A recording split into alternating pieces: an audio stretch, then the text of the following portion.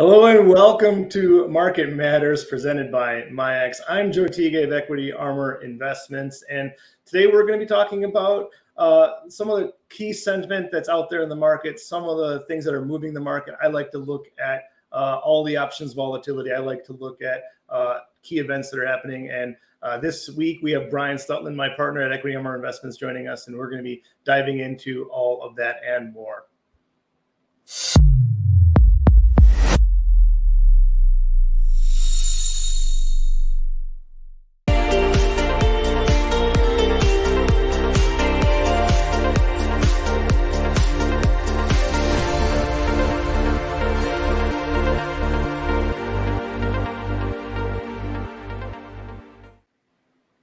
Hello and welcome traders, welcome vol traders. I'm Joe Teague. With me is Brian Stutland. We have a flat market today, not a lot going on as the market's just digesting that huge move we saw last week. We had a big rally and interest rates fell off a cliff, and not surprisingly, volatility came with it. Brian Stutland is my partner, we're both former options market makers. Brian was a key trader in the VIX bit in the very early days. How are you doing today, Brian?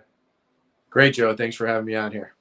Yeah, it's exciting. This is our first show. I'm really excited about it. So hopefully we can share a lot with you, our former experiences, what we're seeing out there in the market.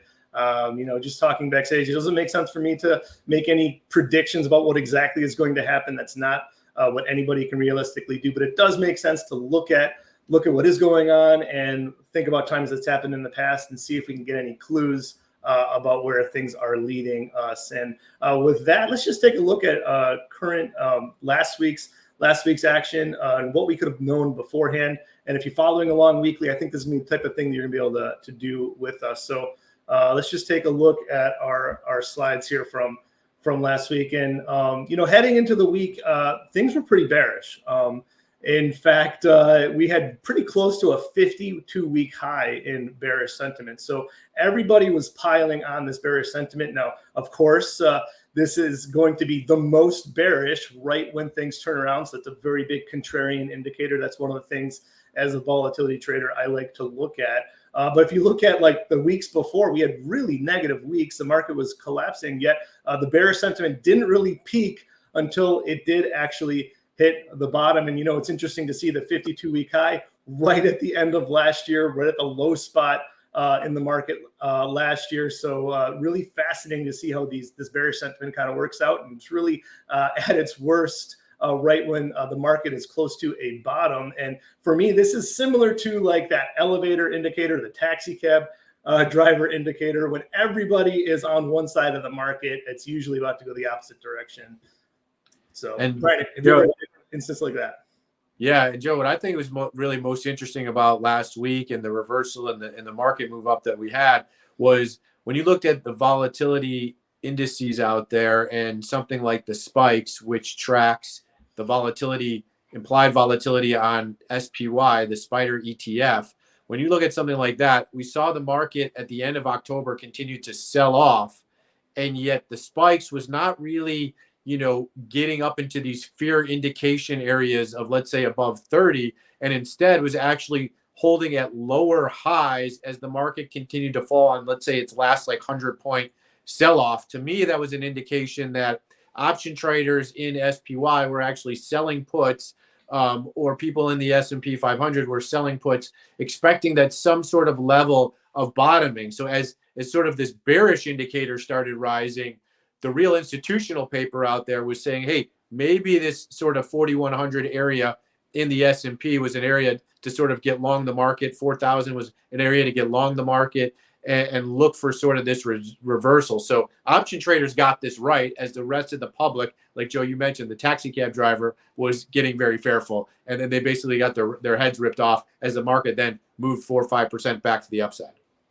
Yeah, that's absolutely right. Actually, look at the spike index.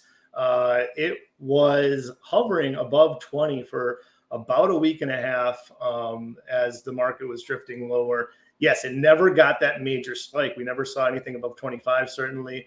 Nothing close to where, real fear, when we think of fear, is like the 35 to 40 range. No, nowhere near that. And yeah, that turnaround was dramatic last week, just 5 straight huge negative days to close the week under 16 is pretty dramatic for me when it comes to a volatility suppression. Yeah, absolutely. And I think a lot of this came actually when we saw the 10-year note sort of get above the 5% level. We had people like Bill Ackman. We saw Gross, formerly at PIMCO, basically come out and say, hey, we're no longer going to have our short position on the long end of the treasuries. We saw the 10-year note rally. In other words, interest rates fall about 50 basis points, which was huge. That was significant. It went from 5.15 down to 4.65 where we see it today. And that really triggered the rally is maybe traders after the Fed spoke really said to themselves, well, maybe on the long end of the curve, this is sort of the end. And maybe we are starting to get some recessionary type indicators coming on where it's going to be anti-inflation and prevent sort of the Federal Reserve to continue their march with significant rate hikes, meaning that the long end of the curve maybe has seen its like top level sort of on the year. Absolutely. Yeah, that was a big move on the treasuries. No question about it. Yields were hammered. Yields were crushed. The Fed maybe mentioned the conditions have tightened, and that was enough for the market to just tank these yields. It's fascinating to me just looking at the treasury futures. Like, this is the first time in a long time we've had a higher high on these futures. So that for me is pretty significant. We've had rallies, we've had sell-off in yields before, we've had rallies in treasuries before, but to get this higher high is very significant. And we actually did even close above that area in the 2-year, which was even more significant. So the 2-year was really big, really strong sell-off in the yields, and a meaningful change in just kind of the dynamic of the market, because this market's been fixated on yields for the better part of 2 years, and to get this change of, oh, hey, we got a lower low here on the relative basis on these yields, a higher high on these futures, that is a different. And for me, I think that might shift the market to an instance of wanting to buy any dips. If the bulls are really going to be in control, I expect that to be what's going to be taking forward in the next month or so for the rest of the year. Any dips will be met by buying by the bulls. Yeah. So, and some of the big components to this, of course, the dollar took a huge hit last week. Not surprising when you see these yields falling. The demand for treasuries shifts. People don't want dollars as much, and yeah, the dollar a very meaningful move down. This is something we've not really seen for some time. A big drop in the dollar. This is a big paradigm shift too. I think we have to be aware of that as we're trading, and it's actually just a tailwind to equities and anything priced in dollars. It does help. Things just cost more abroad when the dollar's falling. So anything priced in dollars gets a little bit of a boost when the dollar falls.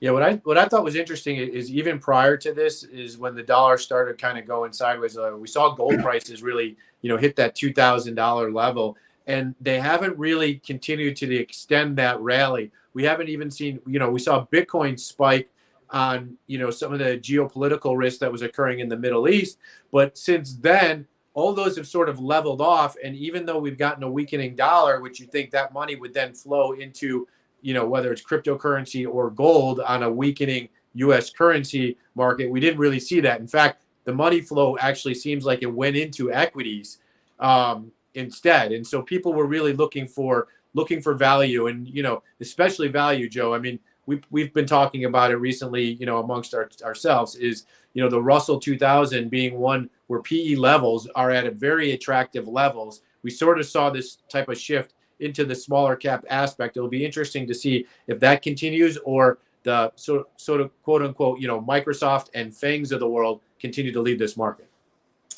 Yeah, that was just part of the bearish sentiment leading up into last week. People just short, U.S. economy. That led to the Russell being very weak. I got a couple of charts of a couple of really interest rate and economy sensitive charts. I think were just fascinating last week, just the straight up rally that we saw. So here is the regional banks, and that was just a massive ripper. interest rates coming down are huge for them. The fact that the jobs number wasn't just atrocious was huge for regional banks. So, that was maybe something where we saw some shorts offside, head to chase. But really, this is a fascinating gap up here in regional banks. Yeah, it is. And I mean, obviously, like the lower end and people just being, worried about the higher end of the curve affecting the balance sheet of some of these regional banks. Obviously, as you remember back in March or whatever, we had a lot of issues with regional banks and interest rates moving higher. So people feel pretty good. But if you look at a chart even further back, I would even say, Joe, the regional bank area has been a very difficult area to be an investor in, or financials for that matter. There's really been a concentrated few names in there that have really led the charge, and be able to sort of grind and make money and go higher here. And so that comes to some of the big money centers, names like Berkshire Hathaway, which actually falls under financials, have done exceptionally well. Some of these other regionals have really been stuck in the mud as interest rates have tried to, sort itself out. So, the expectations is this a meaningful start of a bull rally? We'll learn soon here, but certainly it felt pretty good to see the long end of the curve come down in yield here and maybe, shore up some of the balance sheets. Yeah. And, today, the major indices are treading water. IWM, the Russell 2000, they're getting hit today, down 1.5%.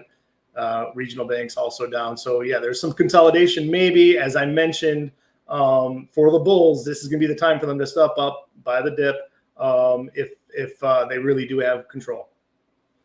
And yeah, speaking of another name, same exact story, hit today, down 1.5%, but had a tremendous recovery last week, was the home builders.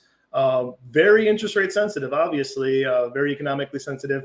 They bucked the trend this year. Everyone expected, because of the higher mortgage rates, nobody is going to be wanting to be buying houses. Well, maybe that's true. There are fewer houses on the market, but that's really been beneficial for the home builders. Nobody wants to sell their house, but new people are still looking to buy a house.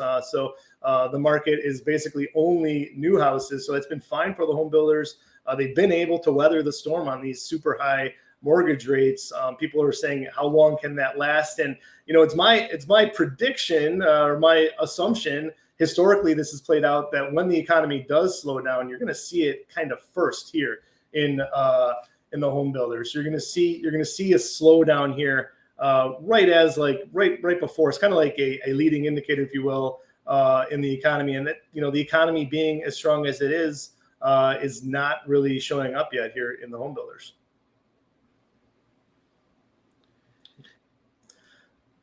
A nice recovery off of those lows for sure. And again, another area where people probably were expecting higher for longer, expecting interest rates to stay up above 5% in the 2-year, and it did not, and were caught off sides and had to chase into last week.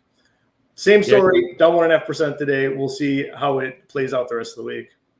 Yeah, I think it's pretty usual to see some sort of pullback and consolidation to see if it holds. But again, it's been a tough go for both regionals and the home builders recently. So could this just be a bear market rally? We'll get to see. I'd be watching for typically a 61% retracement off from low to high. If it breaks that, it's usually an indicator that we're going a lot lower. So you get a 2/3 retracement, and that usually triggers some selling once you get to that point. And so that's something to watch on a couple of these levels here and seeing if they can hold their bounces. Yeah, it's just been a tremendous recovery. Nice consolidation today. Some of the biggest winners last week, as I mentioned, are pulling back today. So we'll have to wait and see. For me this week, I'm really necessarily looking to a ton of news. Next week, we're going to get some big news. We're going to get some of the inflation data in the middle of the month. So I think the market's really kind of setting up for that. The CPI, the PPI, the past year and a half, that has been a market mover. And the Fed being data dependent, I expect that to continue.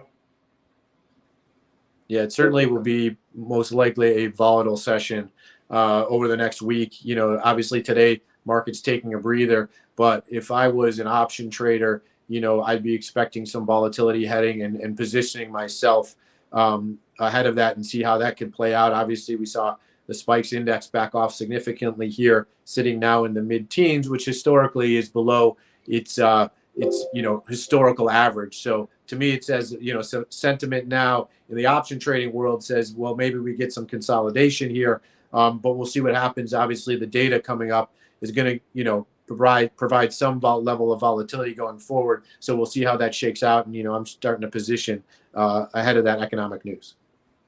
Yeah, the spike index right now, 16, kind of close to where a historical average might be.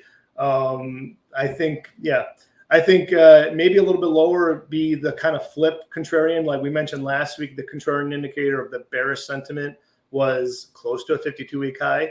And that led to the bottom of our short-term bottom, potentially of equities. You could make the case if the spike index were to drop 14 or so, you might say, hey, this is an area where historically this leads to a shift. I think it's going to take some time. I think it's going to take some consolidation. We'll have to wait and see. For me, again, we're going to have to wait and see more data on the Fed or something to change, because right now we're kind of stuck here today, at least. And it's interesting. Also, last week we had the big winners in the small caps. We had big winners in the regional banks and the home builders. Biggest outperforming today, kind of another shift, as we got the mega caps leading the way today.